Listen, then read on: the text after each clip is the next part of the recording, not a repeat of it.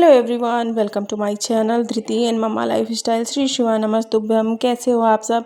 तो पता नहीं ठंड के मौसम में एक्स्ट्रा काम क्यों बढ़ जाते हैं, कितना भी करो मतलब कुछ ना कुछ काम ज़रूर हर एक दिन नया तैयार हो जाता है। तो ऐसे ही होता है ना, मॉर्निंग से लेके नाइट तक आपका दिन कब निकल जाता है। और इतने छोटे दिन होते हैं ना कि काम का पता भी नहीं चलता कब दिन निकल गया।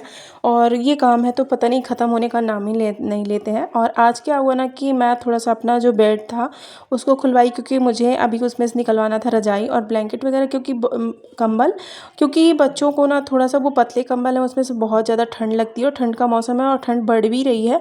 इसी वजह से मैंने सोचा कि चलो अब रजाई वगैरह निकलवा लें। तो बच्चे, छोटे बच्चे होते हैं ना, वो पैर मार के ना छोटे छोटे जो कंबल होते हैं पतले, उनको रात में निकाल देते हैं। और रजाई थोड़ा सा ये रहता है ना कि वो ओढ़े रहते हैं और कम रात में ठंड भी नहीं लगती।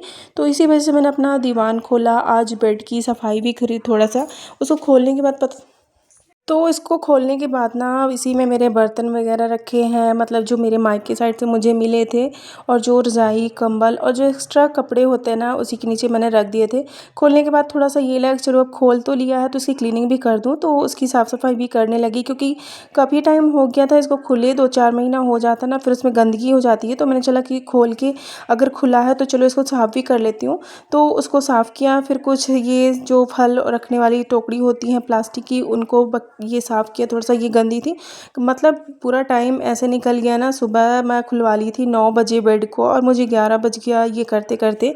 फिर मैं आई, थोड़ा सा किचन का काम किया, ये भी थोड़ा सा गंदी थी तो इनको साफ़ किया। क्योंकि काफ़ी टाइम से ना कुछ चीज़ें ऐसी हो जाती है ना कि ध्यान से निकल जाता है और वो रखी रह जाती है, फिर उनको साफ़ सफाई का ध्यान नहीं जाता। और जब ऐसा होता है कि मैं ऐसे काम करती हूँ कि जब मेरी नज़र जहाँ पे पड़ी मैं उसी काम को करने लग जाती हूँ। फिर टाइम वगैरह तो फिक्स होता नहीं कि इस चीज़ के लिए ये टाइम निकालें, उस चीज़ को वो टाइम निकालें। तो ये गंदी थी तो फिर ये किया, फिर उसके बाद झाड़ू वगैरह लगाया।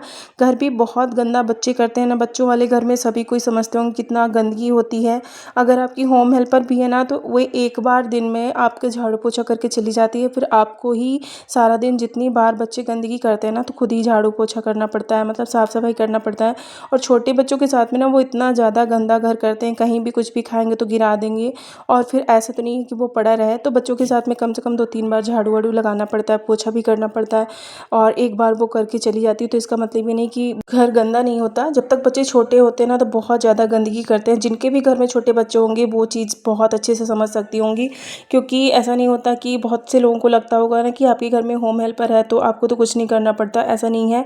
वो दिन में केवल एक ही बार झाड़ू पोछा करके जाती है। जितनी बार बच्चे गंदे करते हैं उतनी बार हमको ही करना पड़ता है, हमको ही साफ़ करना पड़ता है। क्योंकि गंदगी रहती है तो ऐसा तो नहीं कि वो पड़ा रहे फिर जब वो आएगी तभी करेगी।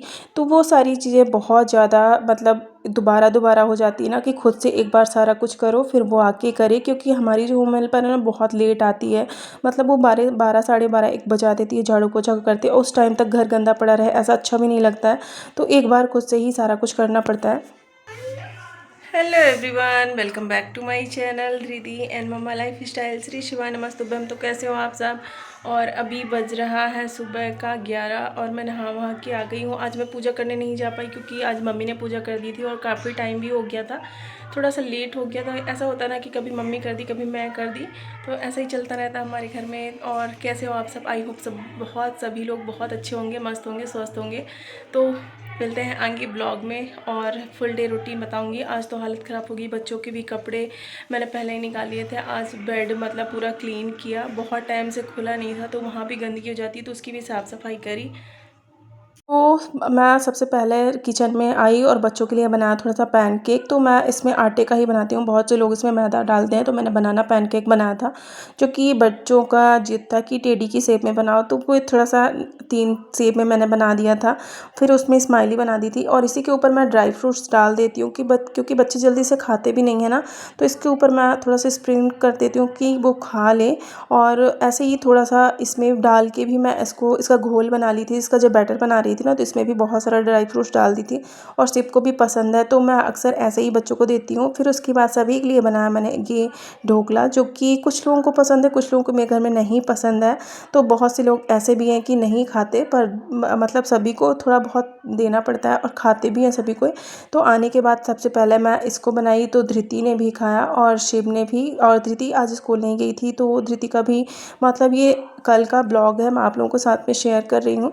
तो वही मैं बच्चों को भी दे देती हूँ जो नाश्ते में बना। अदरवाइज़ सिप को मुझे कुछ ना कुछ अलग बनाना पड़ता है, तो सिप के लिए भी बनाया। और ये मतलब मैंने इसको पहले अच्छे से बना लिया था, फिर उसके बाद कढ़ाई में डाल के डायरेक्ट फ्राई कर दिया। वो अलग अलग से डालो ना तो उसमें फिर अच्छे से सभी में जो वो इसका फ्राई करने के बाद जो मसाला होता है ना, सभी में अच्छे से मिक्स नहीं होता। इसीलिए मैंने इसको कढ़ाई में डाल के अच्छे से मिक्स कर दिया था कि चलो इसमें डाल के बनाऊंगी ना तो बहुत अच्छे से मिक्स हो जाएगा।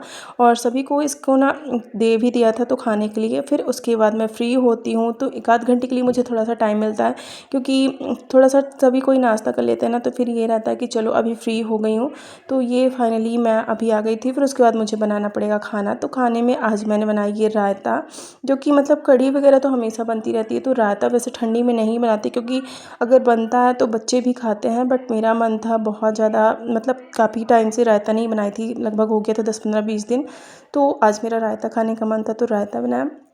फिर उसके बाद धृति का मन था थोड़ा सा दही भिंडी खाने का, तो थोड़ी सी भिंडी पड़ी थी तो उसके लिए मैंने दही भिंडी बनाई। तो नॉर्मल सभी मसालों को पहले मैंने इसमें डाल के भून लिया था, फिर इसका अच्छा सा पेस्ट बना लिया और ग्राइंडर में पीस करके जो भी खड़े मसाले आपको डालना वो डाल सकते हैं, मतलब इसको अच्छे से पीस लिया था। फिर इसमें दही मलाई सारा कुछ डाल के और जो भी बेसिक मसाले होते हैं वो मैंने इसमें डाल दिए और अच्छे से पका लिया था। सबसे पहले तो मैंने भिंडी को पहले नॉर्मल तेल सरसों का डाल के उसको फ्राई करके अलग करके रख लिया था। फिर उसके बाद इसमें सारे मसाले डाल के इसको अच्छे से पका के और फिर भिंडी डाल दी थी। मतलब धृति को इतना ज़्यादा दही भिंडी पसंद है ना कि मैं सिर्फ उसके लिए ही बस बनाई थी, क्योंकि सभी लोगों को नहीं था भिंडी, मतलब इतना ज़्यादा पसंद नहीं है स्पाइसी रोज़ रोज़ खाना। थोड़ा सा सभी को कोलेस्ट्रॉल बीपी ऐसे थोड़ा सा दिक्कत होती है ना, तो वो ज़्यादा कोलेस्ट्रॉल या फिर ऑयली खाना नहीं खाते। तो धृति के लिए मैंने ये दही भिंडी और पराठे बनाए थे। तो ऐसे ही बच्चों के साथ में पूरा दिन निकल जाता है, पता भी नहीं चलता, मतलब किचन में ही।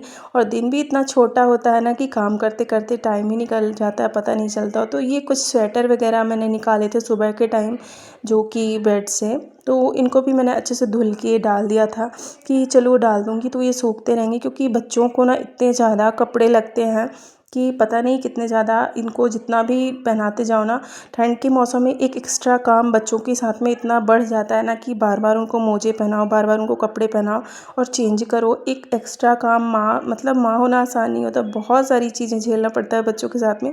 तो मिलती हूँ नेक्स्ट ब्लॉग में। अगर मेरा वीडियो अच्छा लगा हो तो प्लीज़ लाइक करिएगा एंड चैनल को सब्सक्राइब कर लीजिएगा और कमेंट करके बताइएगा आप जल्दी अपने कामों को कैसे करती हैं।